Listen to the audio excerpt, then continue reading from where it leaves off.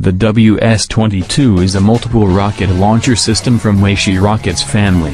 The system is developed by Sichuan Aerospace Industry Corporation in Chengdu, China since 2000. WS-22 is a guided multiple launch rocket system. It can fire 122mm caliber PR-50 MLR from 40 to 80 canister tube. The rocket weighs 74 kg with warhead of 21 kg. The rocket has a firing range of up to 45 km, and reloading time of 20 minutes after firing all rockets.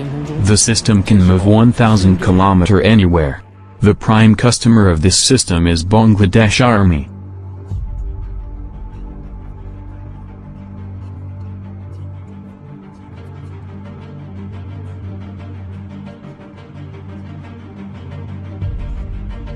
Like, share and subscribe Defense Magazine.